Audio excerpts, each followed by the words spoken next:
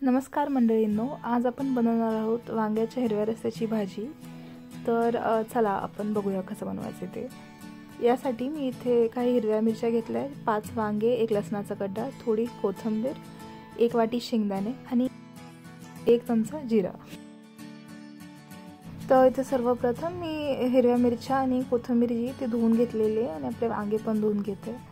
तर अगोदर आपण हिरवी पेस्ट करणार आहे, त्यासाठी इथे मी आपले धुतलेले हिरवी मिरची आणि कोथिंबीर जी आहे ते मिक्सीमध्ये टाकते आणि यामध्ये आपण काही लसणाच्या पाकळ्या पण टाकणार आहे। इथे मी 10 ते 12 घेतलेल्या आहे। त्यामध्येच आपण अर्धा चम्मच जिरे टाकणार आहे आणि अर्धा चम्मच धने पावडर आणि तुमच्या चवीनुसार तुम्ही मीठ घालू शकता। तर आपण याची पेस्ट करून घेऊया। तर हे बघा, इथे आपली पेस्ट तयार झालेली आहे आणि ही पेस्ट जी आहे ती मी चांगली बारीक करून घेतलेली आहे। ही मी काढून घेते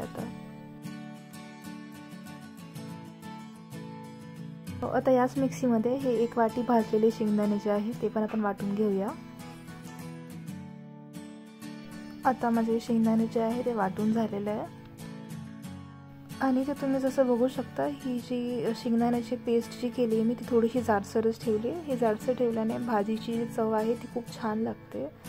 तर आपण त्या पद्धतीने केलेलं छान लागेल। तर आता यामध्ये मी जी दुसरी आपली हिरवी पेस्ट आहे अगोदर केलेली ती टाकते। सध्याला तरी मी अर्धीच पेस्ट टाकते, पण जशी चव असेल, जेवढी लागत असेल तेवढी आपण अजून त्यामध्ये ॲड करू शकतो। आणि ही जी हिरवी पेस्ट आहे ती या शेंगदाण्याच्या पेस्ट सोबत आपण टाकून याला चांगलं मिक्स करून घेणार आहोत। तर इथे आपले अगोदरचे वांगे घेतले मी आणि या वांग्यांना कापून आपण या वांग्याचे 4 भाग करून घेऊया। ते झाल्यावरती आपण या वांग्यामध्ये आपला जो मसाला आपण केलेला आहे तो भरणार आहोत।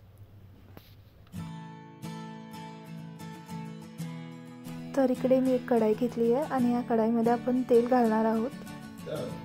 तर इथे आपलं तेल तापल्यावरती मी इकडे आपली मेथीची भाजी घालते। यामध्ये मी इथे थोडीफार मेथीची भाजी घेतली आहे बारीक चिरलेली। याच्याने भाजीला आपल्या छान खमंग असा टेस्ट आणि फ्लेवर येतो। तर आता यामध्ये मी आपले भरलेले जे वांगे होते ते घालते आणि याला छान आपण मिक्स करून घेऊया।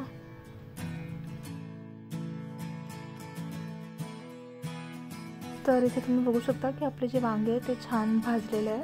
आता यामध्ये मी आपली जी अगोदरची राहिलेली पेस्ट होती हिरवी ती टाकून घेते आणि सोबतच जी आपण शेंगदाण्याची पेस्ट केलेली आहे ती सुद्धा घालते यामध्ये मी। आपण हे सगळं मिक्स करून घेऊया सोबत आणि हे मिश्रण मी जवळपास या मसाल्याला तेल सुटेपर्यंत भाजून घेणार आहे। यामध्ये मी हळद टाकली आहे आणि मीठ सुद्धा घातलं आहे। तुमच्या चवीनुसार तुम्ही मीठ टाकू शकता आणि ना मिक्स करून घेऊया।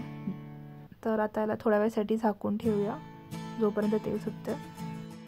तर आता भाजी बघूया आपली आणि इथे आपल्या मसाल्याला खूप छान तेल सुटलेलं आहे आणि वास सुद्धा खूपच छान येत होता भाजीचा। अगदी खायला बसू अशी झालेली ही भाजी। वांगे पण छान शिजले आहेत। याला आपण अजून थोड्या वेळासाठी शिजवणार आहोत आणि त्यासाठी मी यामध्ये 1 ग्लास पाणी घालणार आहे। आता इथे 5 मिनिटांनंतर आपण बघितलं तर आपली भाजी जी आहे ती एकदम छान शिजली आहे पाणी टाकल्यानंतर। आणि आता तुम्ही वांगे चेक करू शकता तुमचे की ते चांगले शिजले की नाही।